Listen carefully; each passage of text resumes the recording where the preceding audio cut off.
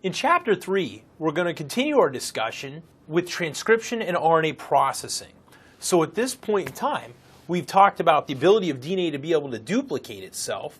Now we're going to talk about how DNA makes an RNA copy that will eventually get translated into protein. So let's first overview transcription. Let's talk about a couple of key points, some facts about transcription. First of all, not all the DNA in your genome is going to be transcribed. Of the 3 billion base pairs of DNA that you have, only 3 to 4% is actually transcribed into mRNA, ribosomal RNA, transfer RNA, or small nuclear RNA. In other words, most of the DNA in your genome contains information that's either promoter sequence, enhancer sequence, spacer DNA, telomere DNA. It's mostly DNA that does not get conveyed into protein information. So what does it do? We'll leave that to the students who take the test 20 years from now. RNA polymerase, another key point, is that it initially finds and binds to the promoter, not to the coding region. So when the polymerase comes in and looks for a spot to begin transcription, it's not looking for coding region DNA, it's actually looking for promoter region DNA.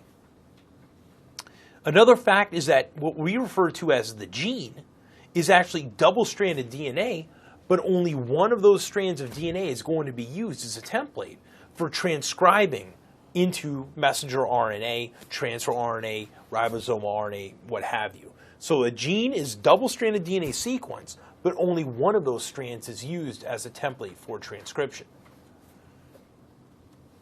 What does that mean then? Well, there's a template strand that's used for transcription, and it's going to be complementary and anti-parallel to the mRNA that gets synthesized. The other strand, therefore, we call it the coding strand, it doesn't get used. It just sits there, it looks pretty, it ends up being identical to the messenger RNA with a couple key exceptions. Whereas there are T's in the coding strand, you will see U's in the mRNA. Because remember, there's no U's in DNA, and there's no T's in RNA.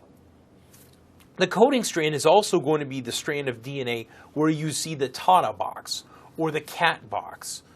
Complementary to that, on the template strand, you're going to see a GTTA box where you saw the CAT box, and you're going to see a AT on the template strand where there's a TATA box on the coding strand.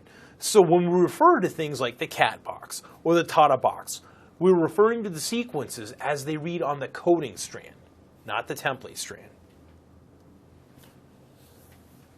Shown on this particular figure is a schematic of a typical transcriptional apparatus.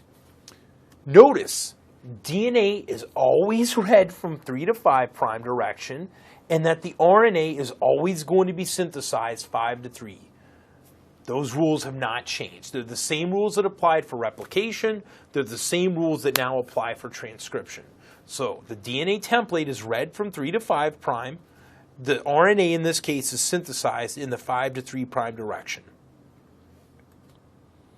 So if you look at gene 1 right here, you'll see that transcription, the arrow is telling us that it goes from left to right.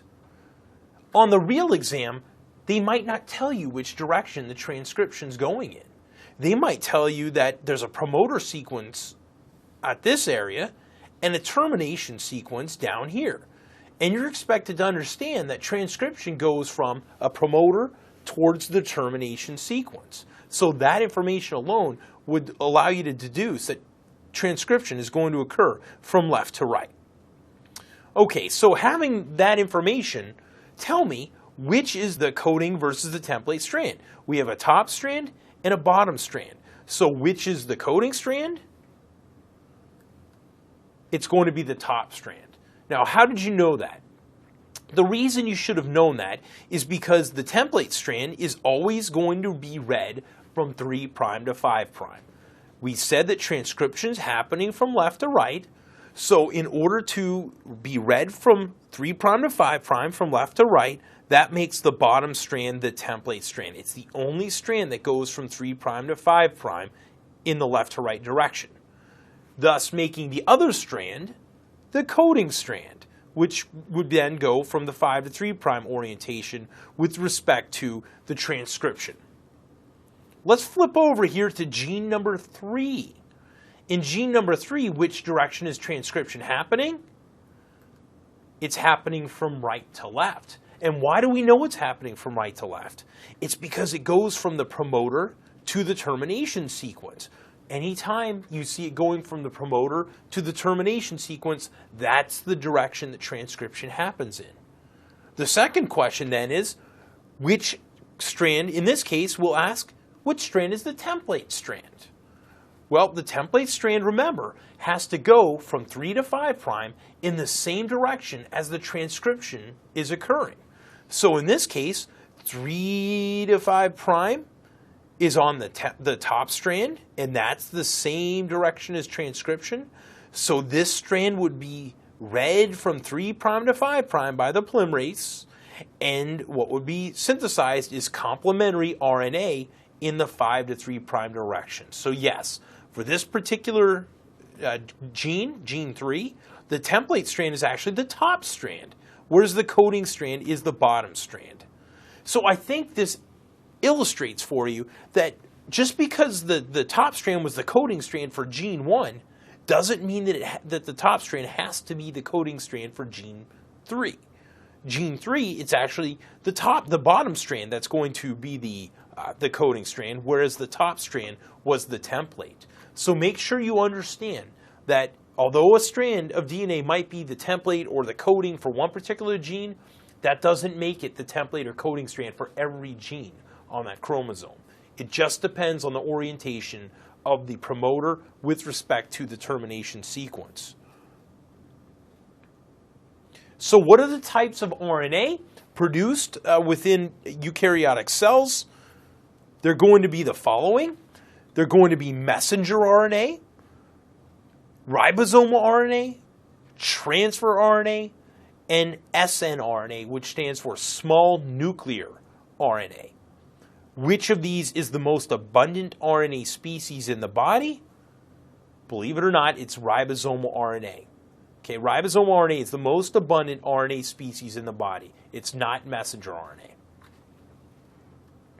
A question is the promoter transcribed?